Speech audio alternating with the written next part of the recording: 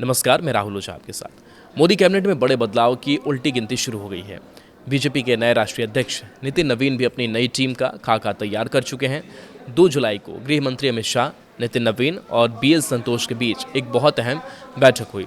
3 घंटे तक चली इस सीक्रेट मीटिंग में सरकार और संगठन के नए चेहरों पर मुहर लगी है। यह रिशफल सिर्फ एक सामान्य बदलाव भर नहीं है, इसके पीछे बहुत बड़ी इलेक्शन रणनीति काम कर रही है। कई दिग्गज मंत्रियों की कुर्सी बदल सकती है। संगठन के कई पुराने नेताओं को सरकार में शामिल किया जा सकता है। यह सारी कवायद आगामी राज्य विधानसभा चुनाव को ध्यान में रखकर हो रही है।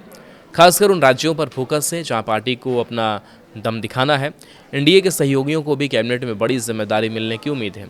आइए जानते हैं कि इस बड़े बदलाव में किन किन नेताओं के बहुत अच्छे दिन आने वाले हैं।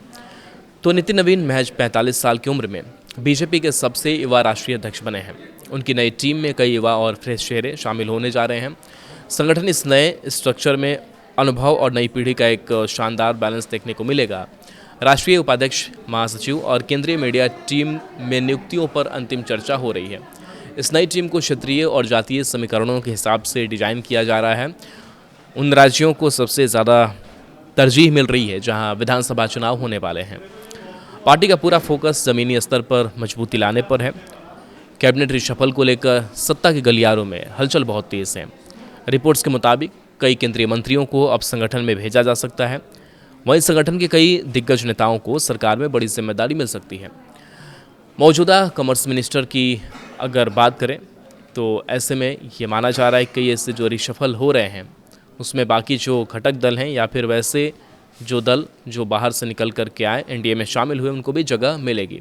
पीयूष गोयल का नाम फाइनेंस मिनिस्टर के तौर पर सबसे आगे चल रहा है। गोयल एक चार्टर्ड अकाउंटेंट है और उनका बैकग्राउंड देश की इकोनॉमी को बहुत अच्छे से समझता है। वहीं मौजूदा फाइनेंस मिनिस्टर निर्मला सीतारमण को एजुकेशन मिनिस्ट्री की कमान मिल सकती है। एक एजुकेशन सेक्टर भी सरकार के लिए बहुत अहम है और यहाँ बड़े रिफॉर्म्स की ज़रूरत है। अनुराग सिंह ठाकुर के नाम पर भी दिल्ली में बहुत चर्चा हो रही है। उन्हें फिर से कैबिनेट रैंक के साथ एक बड़ा पोर्टफोलियो दिया जा सकता है। पंजाब से तरुण चुग को भी मजबूत दावेदार माना जा रहा है। उन्हें कैबिनेट में बड़ी जगह मिल सकती है जिसमें पंजाब में पार्टी मजबूत हो। जिन मंत्रियों का राज्यसभा कार्यकाल खत्म हो रहा है उनकी जगह भी नए चेहरों को मौका मिलेगा। इसमें हरदीप पुरी और बीएल वर्मा जैसे बड़े नाम शामिल हैं। कुछ पुराने मंत्रियों को गवर्नर बनाकर अलग राज्यों में भेजा जा सकता है। हाल ही में आम आदमी पार्टी छोड़कर बीजेपी में आए राघव चड्ढा का नाम भी चर्चा में है। उन्हें पंजाब के कोटे से कैबिनेट में शामिल किया जा सकता है और इससे पंजाब में बीजेपी का ग्राफ ऊपर जाएगा।